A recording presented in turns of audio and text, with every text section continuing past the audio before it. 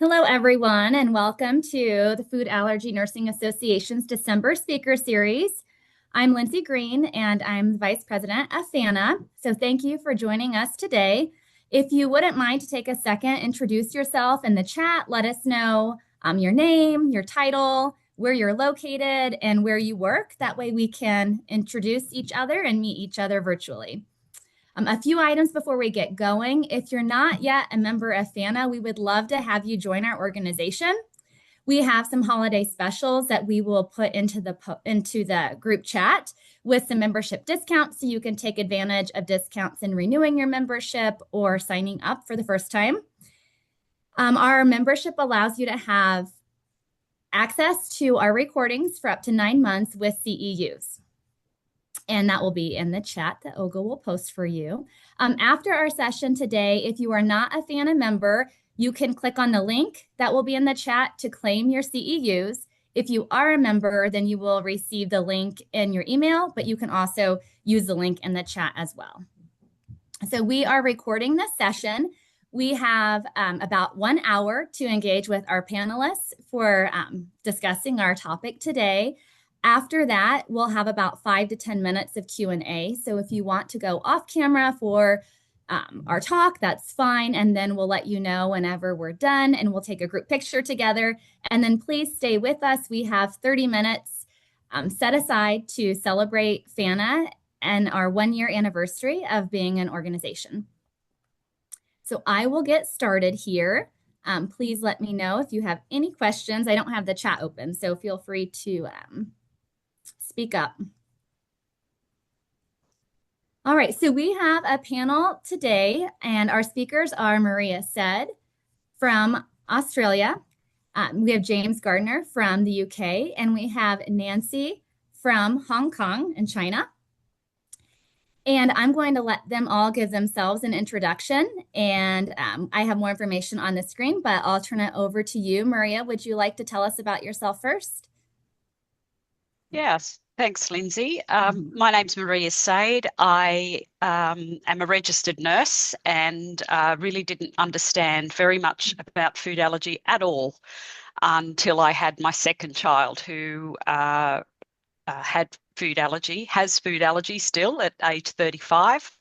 Back in the 1990s, it was a rare condition. It's no longer rare in 2025. And let me say that we have a lot more support and information for people in the community living with food allergy. And a lot of that is thanks to the increase in health professional knowledge around management, because back in the 1990s, the advice was just don't eat peanuts or don't eat egg. And there was very little education other than that. So that's a very quick introduction from me.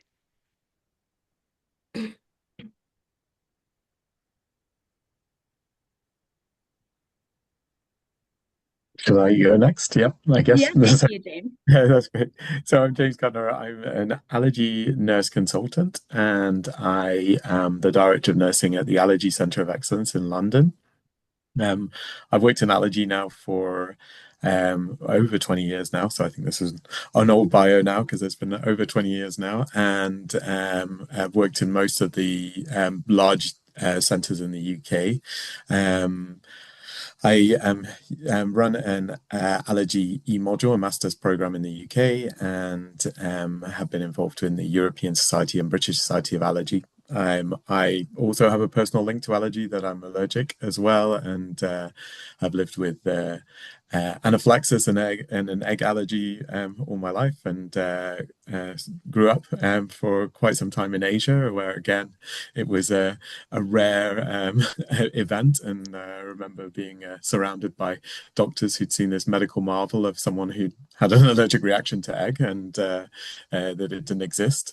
And so so that kind of sparked me into my career in allergy, and have been doing ever since. And my role is quite unique, nurse consultant. We work as essentially a medical consultant in the UK, so I have responsibility for my own patients. The role is quite unique. There's a few countries in Europe that have a similar kind of role, but very different to the kind of US nursing roles. And we have a responsibility that we have to be involved in education, research, be a clinical lead, but also have that kind of strong research ethic to our role as well.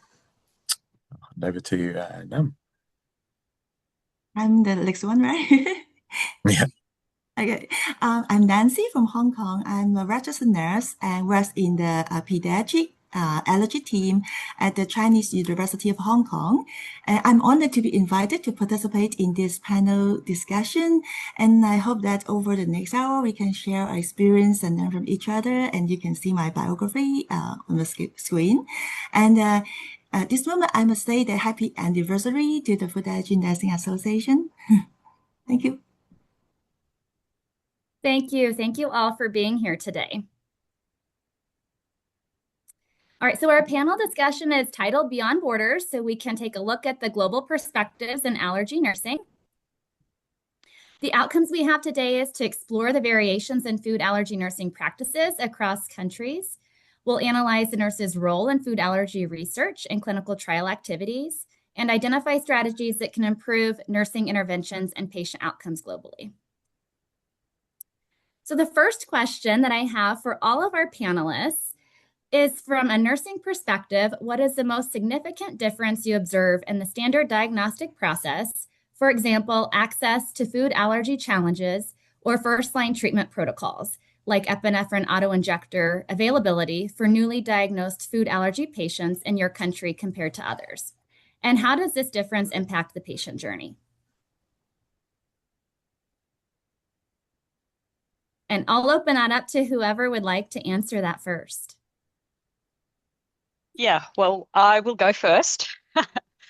From a nursing perspective, I think the most significant difference I've observed in diagnosis is that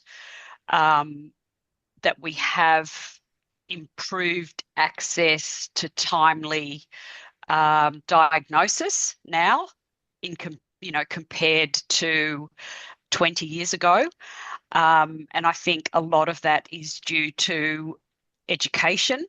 I'm not involved as I work for a national support organisation in Australia, so I'm not involved in accessing oral food challenges or doing food challenges, but I'm certainly involved in supporting people who are doing food challenges and contributing to the knowledge, the education of health professionals, so that diagnostics can be done in a way that doesn't negatively impact the patient.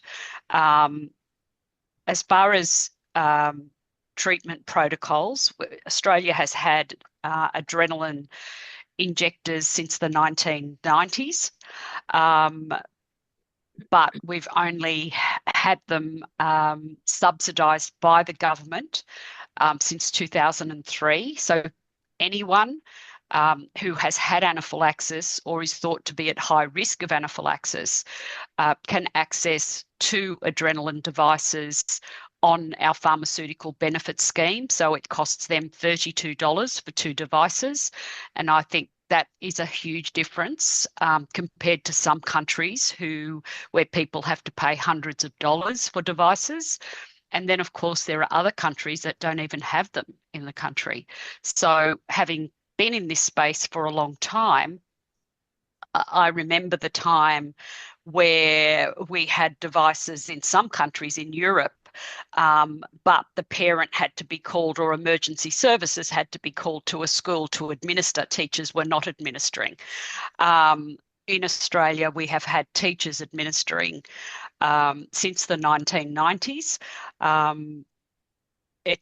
It has been challenging. It was more challenging in the early days, but now it is part of their duty of care to do that. We've also had adrenaline devices available to schools, to restaurants, to childcare facilities, to have in their first aid kit for anyone who is already diagnosed, where for some reason they might need a second dose, or their dose may not be available, or it might have expired or not used correctly, or for someone who's newly diagnosed. So we've had that available since the early 2000s. And I think making adrenaline a first aid device and getting people to understand that was a challenge in the 90s, but with a fatality and the recommendations after that, you know, the coronial inquests we've had have helped us progress allergy care in Australia. I'll stop there and let someone else share their experience. Thank you, Maria. James or Nancy, would you like to add to that? Yeah, sure. If I'll go then. And so the UK, I guess we have a slightly different healthcare system than most of the world, that we have a free public health system that access to all and is free to all. What we have is a real unmet need in terms of allergy in the UK, in that for a population of, I think we're 65 million now in the UK, we have 40 practicing allergists in total. So this has led to the rise of people like me, my role, and allergy nurses across the UK who really lead allergy care in the UK. So there are obviously allergy medical consultants, but they're kind of in short supply. So that has led to the development of specialist nurse roles and nurse practitioners and ultimately nurse consultants in the field, because there's been a lack of resource. It is a bit of we call it a postcode lottery. So where you're based in the UK is to where there's an allergy centre. And London, there's a number of centres that can see children. But when you go outside of the major cities of the UK, there's very, very sparse access. And so for some families, it is really difficult to get access, and they may have a 3-4 hour journey to their nearest allergy centre for access to services. And some parts of the UK have no allergy centre at all based there. Having said that, though, when we get that, there's obviously access to things like food challenges, and that's all free at the point of care. And so this, however, because of the shortage of supply, leads to very long waits for this. So some children certainly have only access to one food challenge per year. So if they have multiple food allergies, that can lead to delay in either diagnosis or reintroduction of foods, which is why there's been a drive, certainly in the UK and Europe, for things like food ladders and things like the milk and egg ladders, where you can introduce foods at home, and an encouragement to doing more of introductions at home in a safe way. We're lucky again. Adrenaline auto-injectors, so for children, are free. So prescriptions are free. So any medication we use are free. And for adults, we have a capped fee of £9, which is, I guess, around $20 for whatever medication you prescribe. So that's the same for if someone was having Zola versus having an EpiPen versus having paracetamol or Tylenol or something. It would all be the same price. So access is there. But like I say, the journey can be challenging for patients in the UK, and that's why there is certainly a rise in some less scrupulous practitioners. So we have a lot of tests going on in pharmacies where it's with things like Vega testing and all sorts of weird and wonderful intolerance testing that families go to because really they're at the end of their tether waiting 12 weeks plus for their first appointment with an allergist. So that's where our access is. And the only other thing as well, I'll just quickly add is our services are all hospital based. It's not community based. So in the UK, if you go and see an allergist, it's always in a hospital. It's not within community like in the US. Okay, these are great questions, and I'd like to answer in details. Please allow me to use slides to help me organize my thoughts, and I will answer it in several parts. So, Nancy, yes, thank you. First of all, I must say that I'm not very familiar with the practice of other countries, so I can share the situation in Hong Kong. As I work in a research team, so the diagnostic process is slightly different from that of the general public in public hospitals, as we typically see patients who are about to participate in our research study.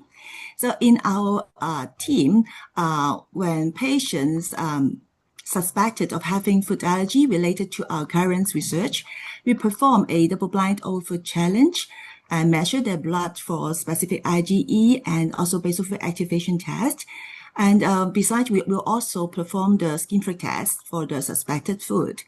However, if the general public visits an allergy clinic in a public hospital, they will only perform skin prick tests when absolutely necessary, and panel testing is usually used. Besides, depending on the severity of the condition, patients can undergo an open label rather than double-blind oral food challenge. Blood tests usually only measure the total IgE. And the second part is about the first-line treatments protocol. We do have a prescriptions for an epinephrine auto-injector as the first-line treatments. And the only blend available in Hong Kong is just, I think, is same as US, which comes in two preparations, 150 and 300 microgram. If patient is prescribed the auto-injector at a public hospital, they are usually prescribed one dose for just $2.5. But if they want another one, they need to buy it from a private hospitals because it's quite expensive and governments will not prescribe the second dose for them. But in the private hospital, it will cost about $250. So it's tenfold of money. Besides, intranasal epinephrine is also available in Hong Kong, but is not yet listed in government's pharmacies, and patients need to purchase it at the private hospitals or clinics without government subsidies. So a set of two pieces costs about $300. The first part is when I saw the term newly diagnosed food allergy patients, it reminds me of the many food allergy patients we see who overrun by the first severe allergic reactions or anaphylaxis, go to the emergency room. However, emergency room doctors in Hong Kong will not prescribe epinephrine auto-injector because it's difficult for them to follow up the patients. So they often recommend the patients to see an allergist on their own and return to the emergency room if they got anaphylaxis again. So they need to go to see another doctor to get the referral and then go back to the public hospitals. So the problem is people seeking to see an allergist in a public hospital require a long waiting time. So it's ranging from 6 months to a year. Therefore, some patients are unable to wait and choose to go to private hospitals or clinics. However, to see the cost of seeing an allergist at a private clinic is approximately $256. And whereas at a public hospital, it just costs $17. So under these situations, the main impact to the patient is money. If patients don't have insurance, they may delay diagnosis or treatment. Yeah, that's it. Thank you. So Nancy, this question is for you. Your research focuses on the development of tools to access food allergy related knowledge and management confidence in families.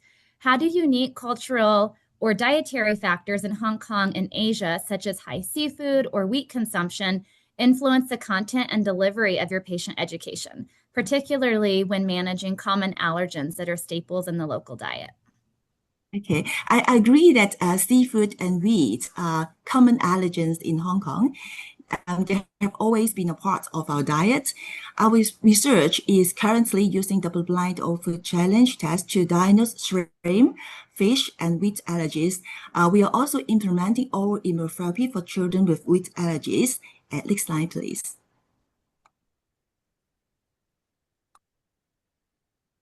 Yeah. Therefore, when we educate patients, the contents focus on how to prevent accidental exposure to allergens, how to manage reactions, and how to use medications as recommended by international guidelines.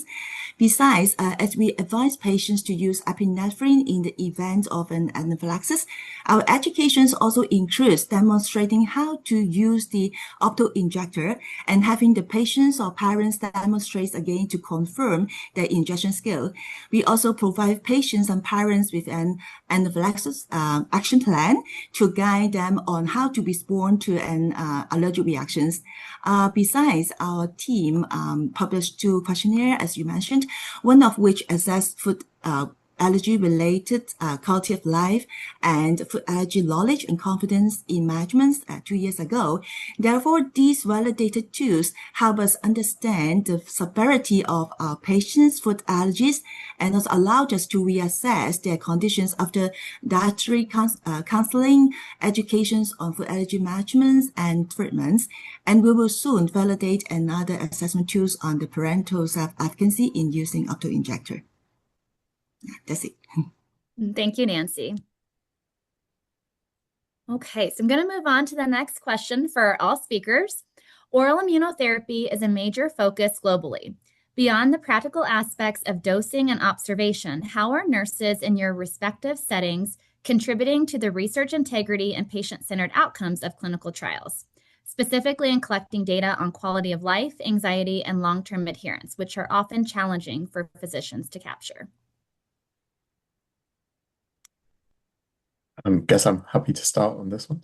So I run an oral immunotherapy program. So I work with a team of physicians, but I oversee the OIT section of our clinic.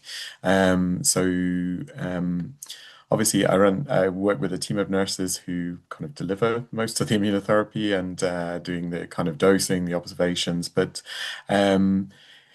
we are kind of slow off the mark in the UK. We only opened our clinic 3 years ago. We're the only center, one of the few centers in Europe actually doing OIT. So we're certainly the only center offering a number of different foods in the UK. And so it's a fairly novel treatment for the UK population and is only available in the private sector. So this is not available in public hospitals. There are limited hospitals who started doing some Palforzia, but have now wait lists upwards of 10 years to wait for that. So some of the children will be too old by the time that they get to the top of the list. So hence why we have a lot of families that are seeking this privately, and so will come to our center. So when we set up the process, we collect quality of life. We have a psychologist that works with our team, and so I can't really praise her enough. She now does a session for families that we call Empowered Start. So before they come for immunotherapy, there's an hour's group session that patients can access if they wish to before they start. When I took over running the service, I developed a essentially an assessment call for all the families, so they speak to a nurse before they start OIT, and we essentially make the final decision as to whether this is something they'll go ahead with or not. So not the physician, the nurse will make that decision, because actually we'll talk through the families, what's practically involved with it, is this the right choice for them? And actually, what we've noticed is certainly talking to many colleagues in the US, where you guys have obviously been doing OIT a lot longer than us, and and talking about this long-term adherence. I think as we counsel the patients quite heavily, and to some extent, our patients have come to access us as well, so they have that drive to do the treatment already. But actually, we do this a lot of work in terms of counseling at the beginning to talk about this is a long-term issue, and talk through with them doing it. And actually, where there's teenagers in particularly that don't feel that they can, they're going to be able to manage it every day. I just say, look, this is not the treatment option for you. If the next step is avoidance. This is, we can talk about all the benefits of OIT, but actually there's going to be no benefit there if you decide you're not going to eat this food going forward. So actually having that conversation with them has been really, really helpful. And so, yeah, data capture is a huge problem, I think, for all of us. I think finding the right tools that are simple to use, and there we developed again our electronic patient record system, that we can capture data more easily and set up templates for when we're seeing patients, when we're writing letters, that we can capture that data, and our system will pull off reports for us so we can do that. I'm also doing a project at the moment as well with AI as well, that we are using a data system to capture anonymized data. But again, we'll hopefully, as we're teaching the AI model, we will be kind of learning, potential kind of phenotypes of patients, and those that are going to potentially have a more rocky road with their OIT. Can I just ask a question, James, in relation to, the initial conversations around OIT? Is there any discussion with parents about the challenges in the teenage years, and,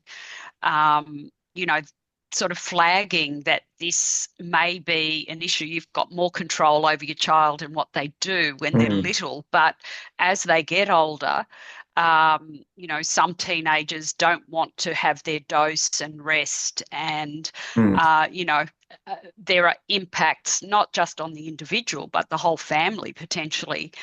Yeah, and I understand you won't have data on that as yet because you've been running it for 3 years, but is that something that is put on the table with these parents? Yeah. So, I mean, any child that is of an age that, we can talk about futures, so, I tend to say kind of 8, 9 plus, they're always involved in those initial conversations. Yeah. What we generally talk through is it does become part of routine. And I think, it becomes like taking a medication. And what we've certainly been working as children go into maintenance is reducing that frequency of maintenance dosing seems to really help. And we know that they can keep their tolerance up, but actually only require the dose a few times a week as opposed to a daily dose.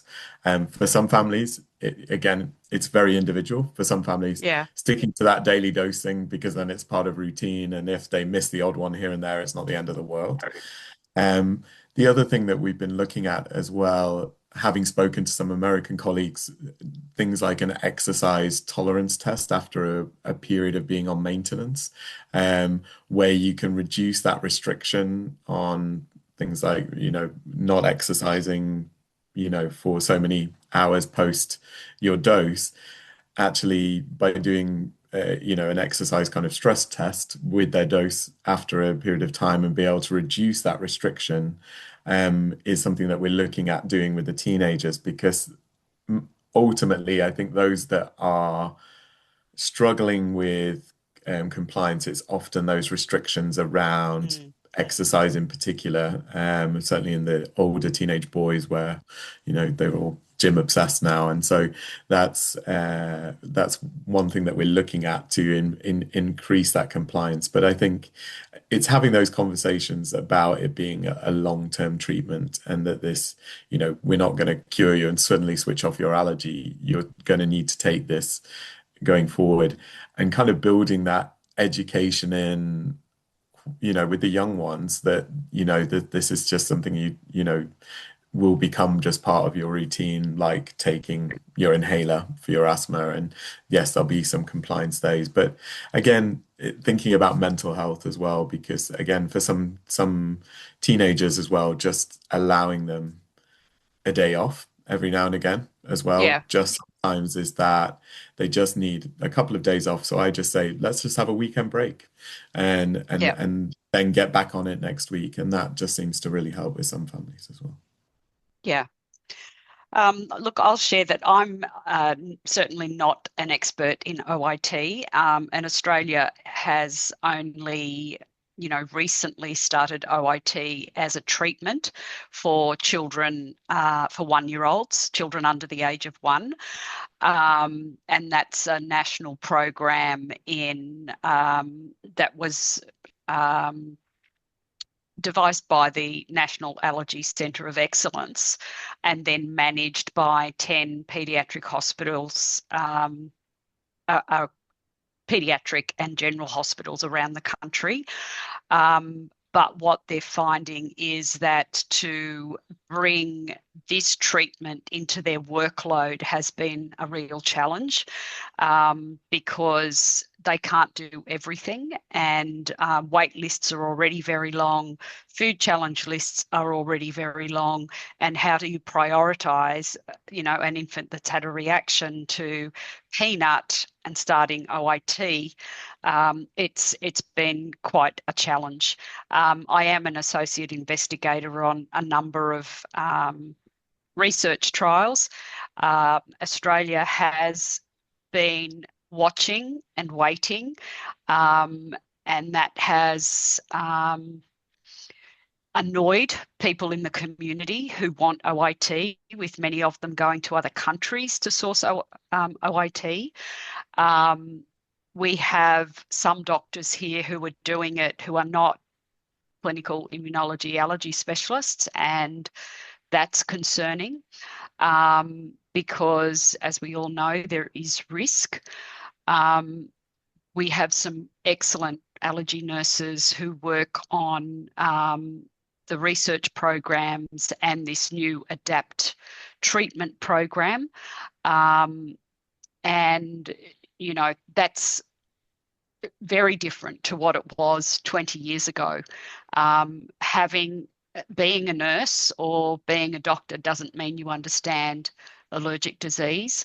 So it's wonderful that FANA exists, and wonderful that each country now has a growing number of health professionals, including nurses, including psychologists, including dietitians, that have specific training in allergic disease. Mm-hmm. We are doing oral immunotherapy in Hong Kong as well. And may I have my slide, please? Because I would like to answer this question in 2 parts. The first part is I saw that how do nurses contribute to the research integrity? So to ensure integrity, we must strictly adhere to the study protocol. If changes are necessary, the PI must submit a protocol amendment to the ethics committee, because we are doing research in Hong Kong. So besides, we have drafted standard operating procedures, such as how to prepare interventional products and how to obtain and store the stool samples. And this ensures that all staff follow the same practice. And we will also hold bi-weekly team meetings to discuss challenging cases. And the second part is about how to contribute patient-centered outcomes of clinical trials. We use our validated tools to assess patients' quality of life, anxiety, and knowledge at various time points, such as the beginning of the treatment as the baseline, and after completing 1 year of OIT, because besides, patients are provided with daily diaries to record interventional products usage, adverse reactions, adverse events, such as the hospitalization, and those adjustments or interruptions. Furthermore, we count all returned interventional products to monitor patients' compliance. And we will also continue to check a patient's progress through the WhatsApp. This is what we are doing in Hong Kong. Thank you. Nancy, since you're talking, I have another question for you. For nurses operating in a busy academic setting like Hong Kong, where you are, what are the practical strategies you employ to interrogate research activities, like developing tools? You talked a little bit about that quality of life assessment tool.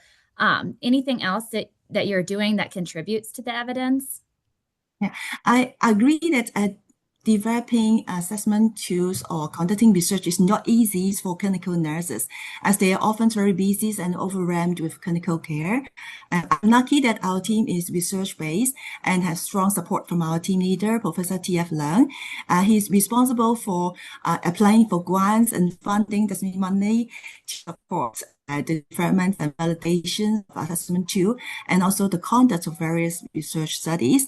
So we have published and upload on our validated questionnaires on our website, along with other allergy-related information such as the 8-letter and the allergy food reintroduction plan. So we encourage all frontline nurses to use these tools, and we also welcome research collaboration with clinical nurses. Thank you. Okay, so this is another question for all speakers. Considering the goal of improving global patient outcomes, what is the single most impactful exportable nursing intervention from your region that you would believe would immediately and significantly raise the standard of care for food allergy patients in the other panelist countries?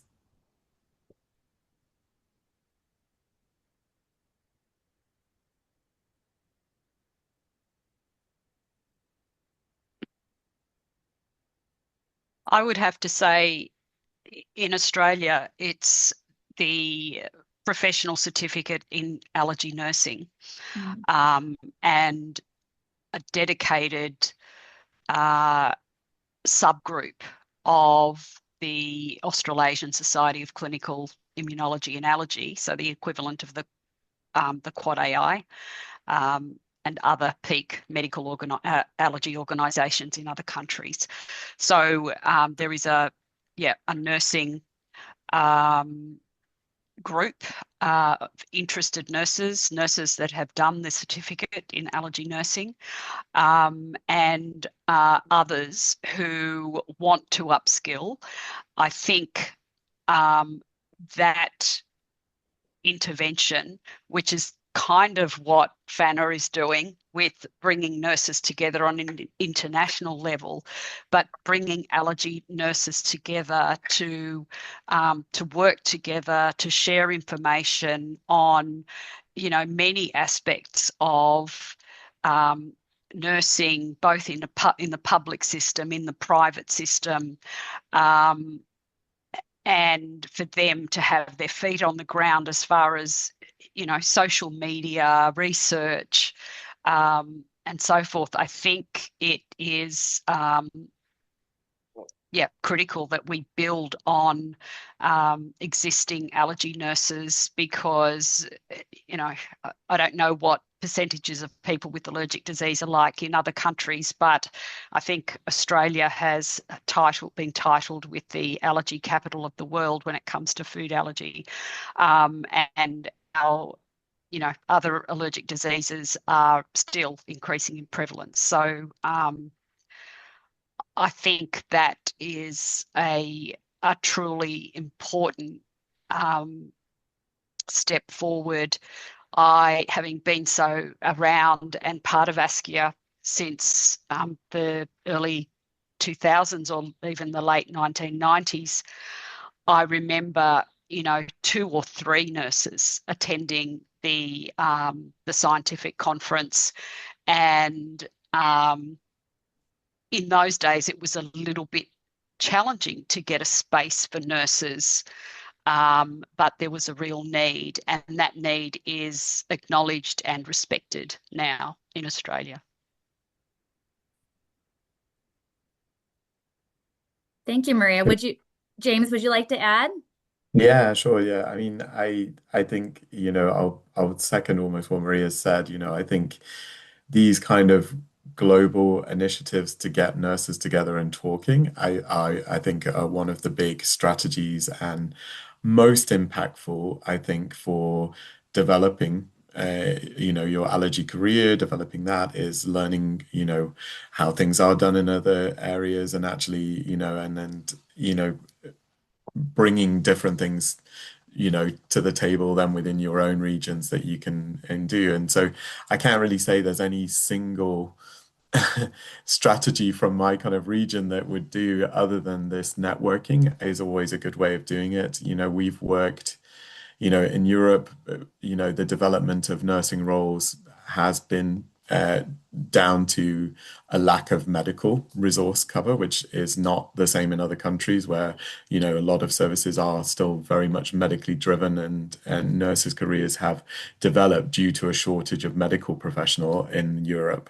And so as part of that, there's been initiatives where we've got competencies for nurses to develop their career, and we have a career structure a plan in terms of your education level that if you want to go into these more senior roles in a kind of specialty, so be it that as a nurse practitioner, as a specialist nurse within allergy, there's an expectation, and our British Society will be publishing guidance over the next 12 to 18 months on at your level in your career, there is an expectation that you will have a diploma in allergy, you will have a master's in allergy, you will have done some immunology training, you'll have done this, and alongside that, kind of exposure to research as well, because some clinical nurses won't have had much exposure to research. And, again, it can almost be a 2-track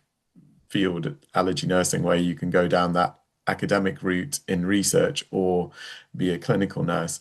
And actually, there's a strive across the healthcare within the UK is to bring that together.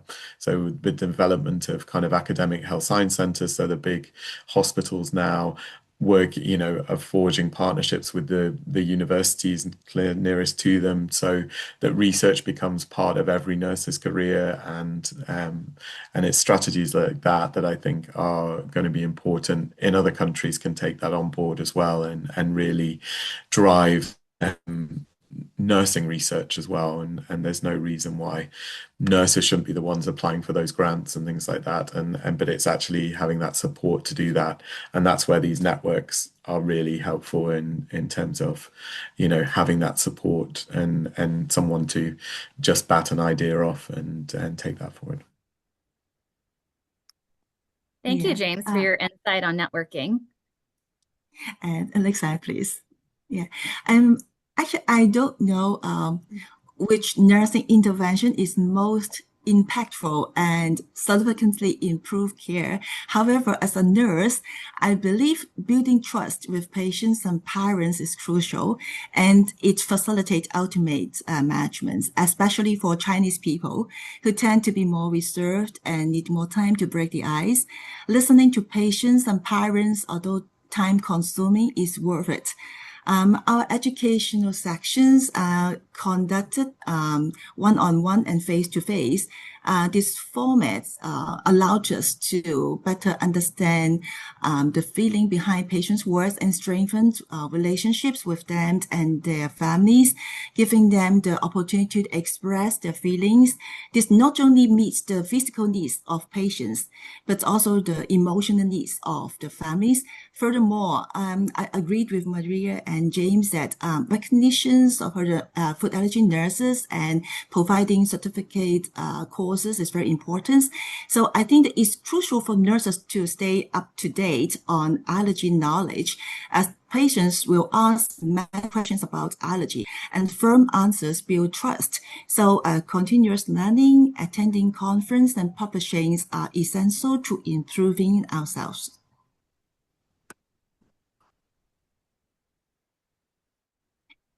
Sorry, Lindsay, I found that maybe I use slides. So we skip all the individual questions of Maria and James from the very beginning. Yes, I'm so sorry about that. Because That's individual, okay. Yeah, because I have an individual question for you here. Is that what you're expecting? Yeah, I'm sorry, James and Maria. No, this is just That's fine. fine. So, Yeah. Nancy, talking about education, considering the diverse educational needs across different cultures and healthcare systems, what innovative approaches to food allergy education, particularly those addressing cultural sensitivities or dietary norms in Asia, could be effectively scaled and implemented in other countries to empower patients and their families? Okay, I know that Taiwan is developing an allergy education apps that utilize artificial intelligence technology by Professor Jin Wang, but it hasn't been launched in Hong Kong due to cost constraints. Apps is good to disseminate information, however, it's typically required regular updates and human resources. So we haven't yet pursued this approach. We may consider it in the future if funding becomes available. By the way, regardless the approach we use, I think that the content of our education is much more important. So we have to provide comprehensive and consistent information on food allergy measurements and educational materials based on the international guidelines, and we have to update regularly. We firmly believe that educating patients and parents about food allergies can help manage food allergy reactions promptly, avoid unnecessary food avoidance, and also accidental food exposure, and ultimately reduce healthcare costs. So, next, please. Yeah, finally, I want to say that although Hong Kong is a small city, we hope that we can improve our work through international collaboration. So for the past 3 years, we have held Allergy Week to disseminate allergy information to the public and healthcare professionals. And we have upload all the relevant information to our website. Next slide, please. Yeah, so if you would like to share your experience to us or learn more about us, please visit our webpage and contact us. Yeah, thank you so much. Thank you. I'm sorry that these individual questions for Maria and James. That's okay. We are flexible. I did want to ask a question since we were on the topic of education. James, I know you've done a lot of work with digital tools. Are there any that you would care to share with us and some of the work that you're doing in that maybe could be transferable to other settings? Yeah, so I mean, there are a number of digital tools that I've used. Certainly, if we're thinking, some apps, there's the ARIA group. We have an app that is available worldwide for monitoring of allergic rhinitis symptoms. So not particularly food, but also kind of a useful tool for helpful in terms of giving patients real-time knowledge into their how their condition is. We use an app that's been developed by an American team for our OIT service, called Food Allergy Fix. It's Sakina Bajawala, who's based in Chicago, has developed an app for essentially the patients. You upload their protocol onto there. They get they record their dosing, and if they get some prompts before they give their dose. So if they have been unwell, if they've had a vaccine, they've had a tooth extraction, something like that, then it gives you kind of real-time guidance. So again, saves a call to the clinic. They'll get the information from the app, they can record their dose, they get a dose timer, and then they record any symptoms. So then the clinic then gets a kind of almost a notification daily when people have given their doses, when they've updosed their, if they've had any particular issues. So essentially, I can look at a calendar, I can see if patients have been having problems, who we need to contact, who's been missing their doses as well. So if they've not been recording their doses and we've gone 3 days, we've set up a flag on our system that will say, this patient's not had a dose for 3 days, so it just prompts a call. Then we can say, is everything okay? Generally, they forgot to do it on the app, but actually, it will pick up some of those patients that have been either having problems or, I had a toddler the other day that, just refusing, just having a normal toddler day and refusing their OIT dose for a few days, and the mum was struggling but hadn't reached out for help. So again, had So I made it at this reached. Italy, but it's at North Park Mall. I didn't realize that. So now I made it at. Is someone asking a question or I'm not No, sure. I think someone. We actually have a needing couple to of mute. questions. We have a couple of questions in the chat, so we'll get to them whenever you guys are ready. There is a number of, I mean, it's interesting. I was involved in a European task force looking at mobile apps, and there is a heap of rubbish out there. So I think it's just having an awareness of the bad ones as well, because patients will access these as well. There's, things like flower remedies to cure your anaphylaxis. There's all sorts of apps on there that are not helpful, but there are some useful ones as well. So again, just having a conversation about technology. I don't profess to be an expert, but I have some teenagers that come to my clinic who are experts in technology, and they will tell me about things that they've found, and we'll look through them, and then it's something I can recommend. There's so much work now in terms of AI tools that are there to help, certainly in clinic for dictation and things. I use some AI now for when I'm doing a consult that will prepare a summary for me as well. So I don't need to type a letter now. It kind of prepares that summary I use it in meetings for, when we're having a team meeting or a governance issue or something, and I'll use an AI note taker and things like that. And then now a lot of work looking at, databases and how we manage those. Again, it's just finding the right person to talk to. And again, that's where networking like this can be really helpful, to put you in touch with the right person who's done that kind of work and can help you start off in that kind of journey for how you can use these new fantastic tools that are available, but how you can use those safely within your practice, within kind of data protection issues, but also that you can actually make a difference and get some good data from there as well. Thank you for sharing that.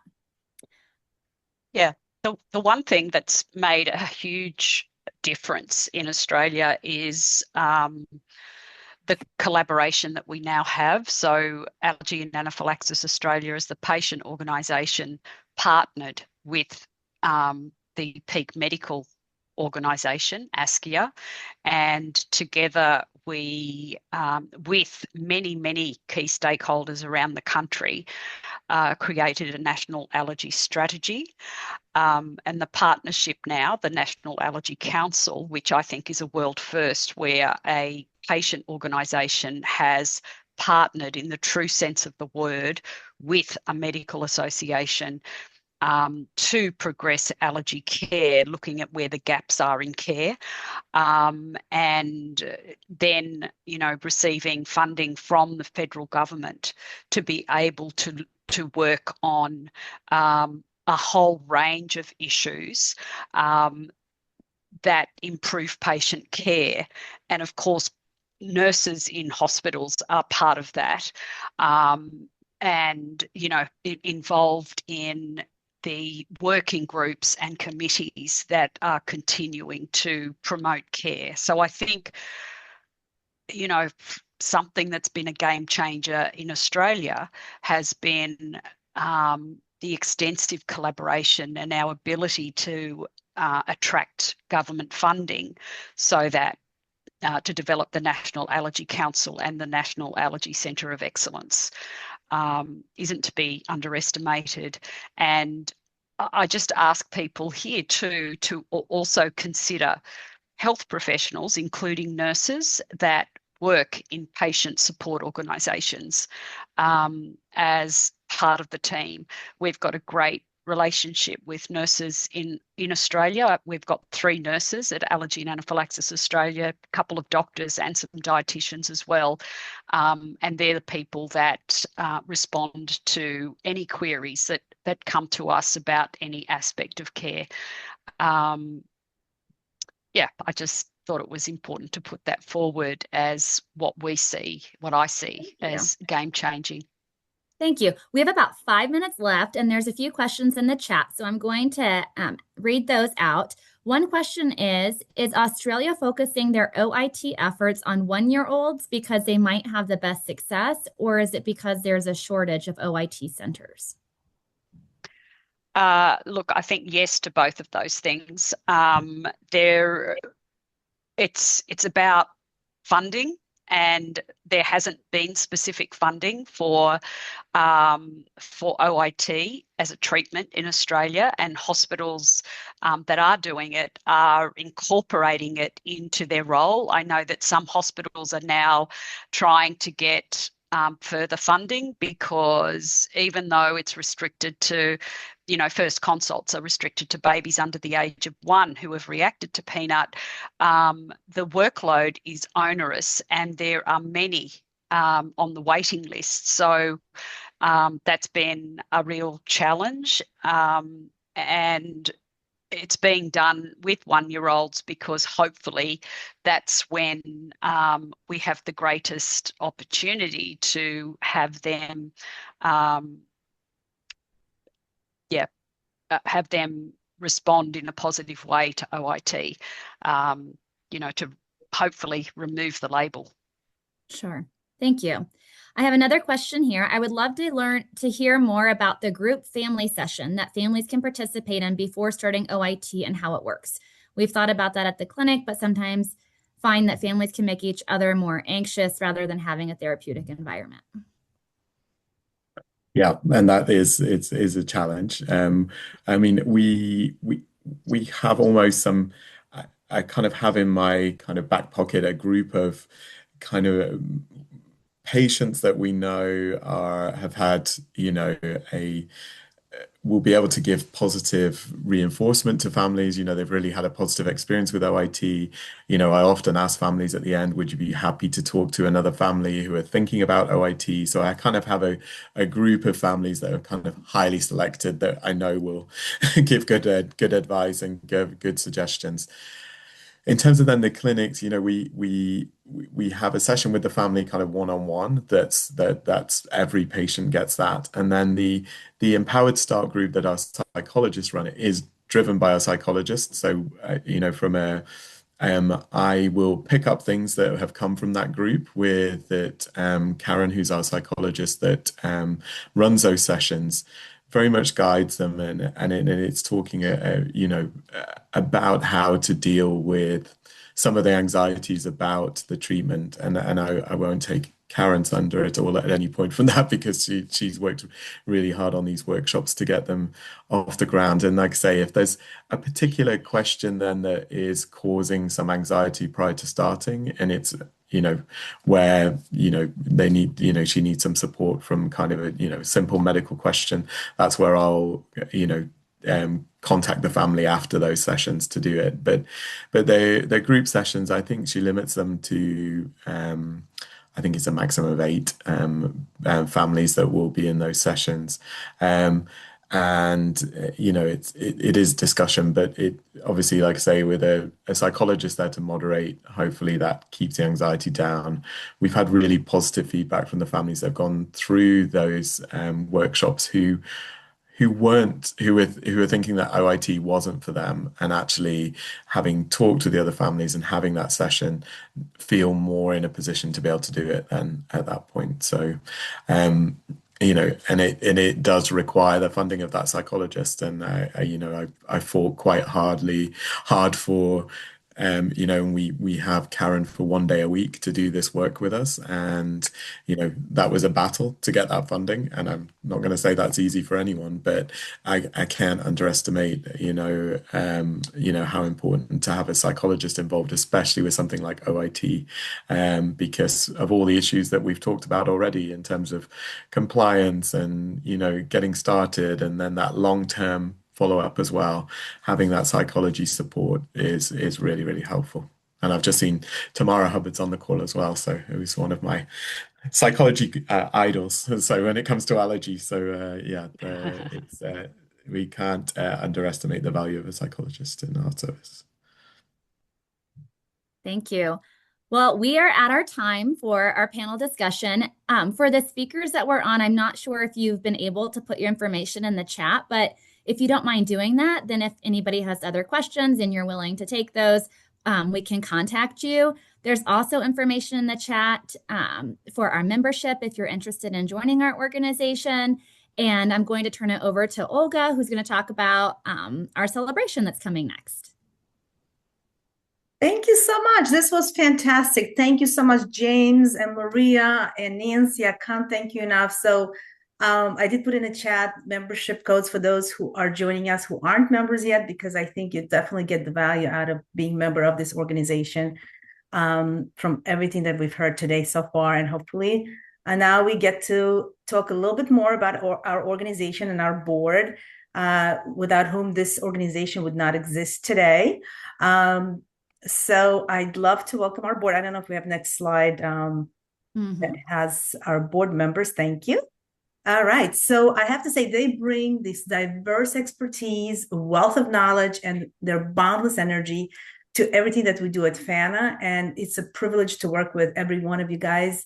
Thank you. Thank you very much. And together we're building a strong international community, expanding our educational programming, awareness about food allergy care, across the globe, as you could see, and driving innovative models of care, such as the allergy nurse educator role. And I know Sue Kelly just joined, so I'm sure she'll say a few things about that as well.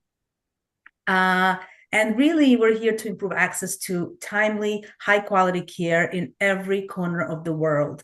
So thank you for doing that and for driving innovation and research and education in your respective countries and respective institutions. We're deeply grateful to our partners as well, SANCIEL, which is the Society of Neuroscientists, Innovators, Entrepreneurs, and Leaders. And I know we have dual membership if anybody's interested in joining more than one organization for the price of one. We also have recent partnership with Food Diversity that supports families with food insecurities. So very pleased to be working with them as well to support our patients. And of course, anyone who supports FANA, we have a few guests on the call today who aren't members, but who are fans of FANA. So thank you for coming and joining us today. And also some of you have donated some prizes, which we'll raffle off in a few minutes. And thank you for standing along us in this mission. So your collaboration, your commitment make all the difference for the sake of our patients and the future of food allergy care. So I'd like to invite our board members now, whoever could make the call. I know there were some sicknesses and whatnot, but you guys have been instrumental in helping us launch FANA and bring us to this moment.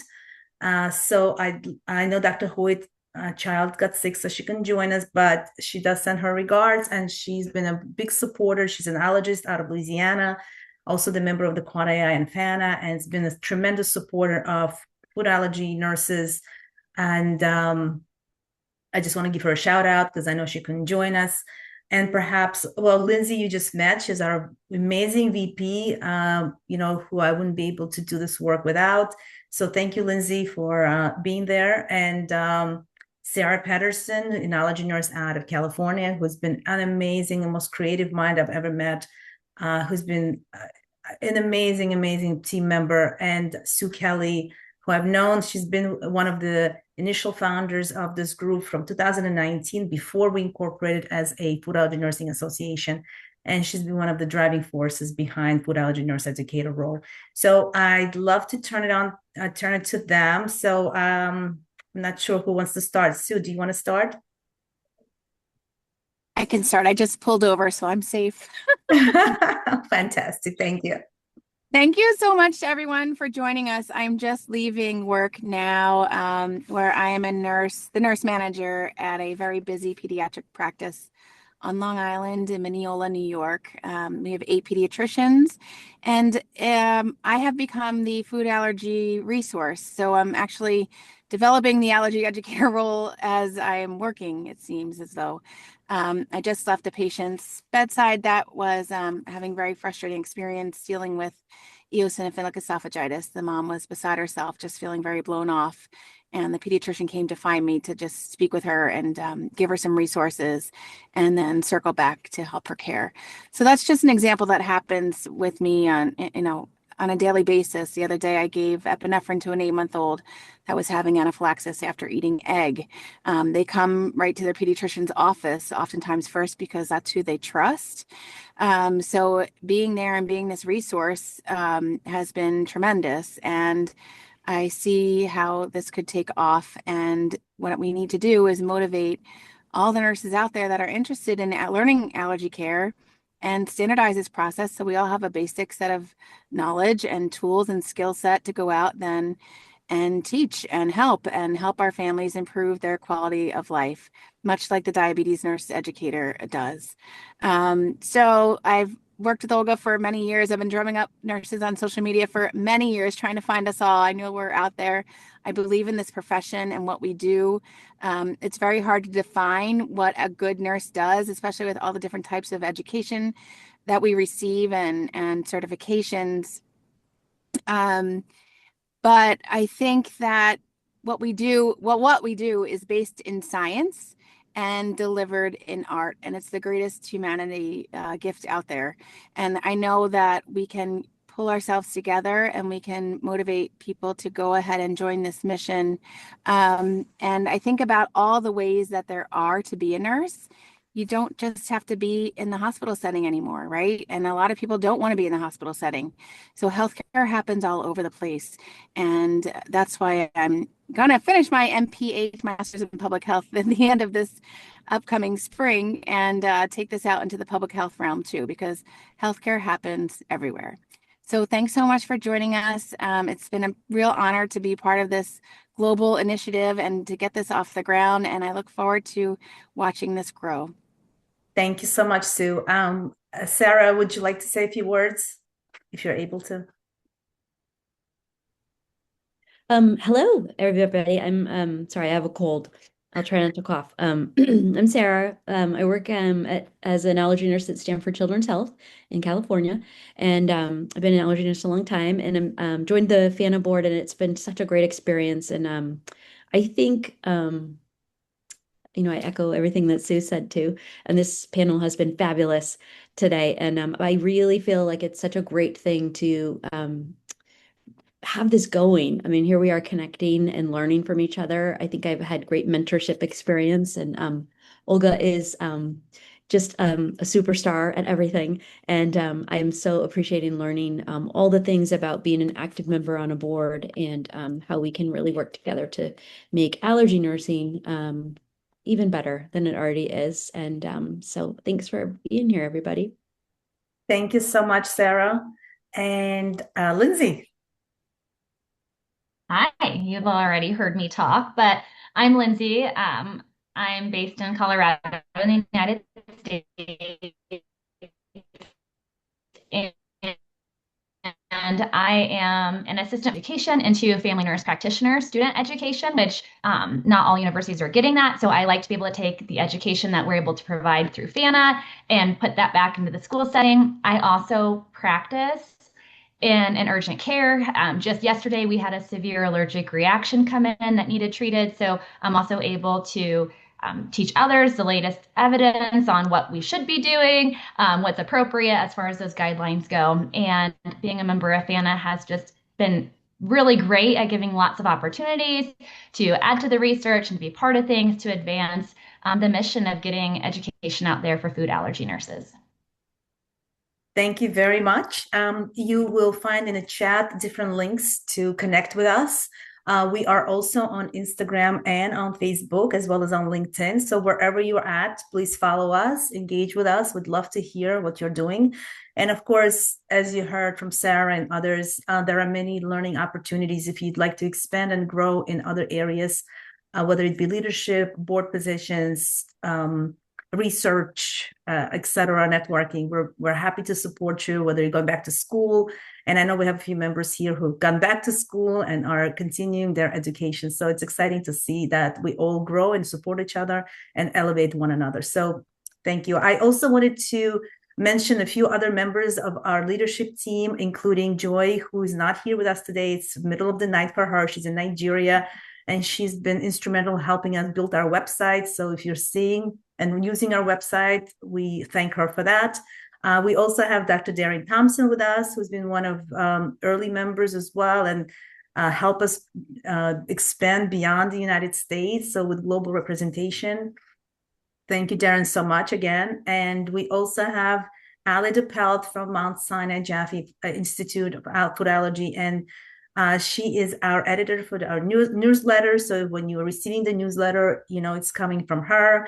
And she's been absolutely amazing. And she's a student as well now, working her nurse practitioner role. So we also want to welcome our newest member, Leah, who's actually not a nurse, but she's very passionate about what we do and wishes to support nurses. Leah can say hi. And I know she wants us to all be on social media because she feels like nurses' voices aren't represented in that public space. So we want to put more faces in front of other individuals, including our patients, so they could see the value, because they know that we bring value, but I don't think they fully recognize the potential that nurses have in changing the lives of those individuals. So I think we have to be more vocal about it, because I know we'd like to keep it to ourselves, but I think people need to hear our stories, your stories.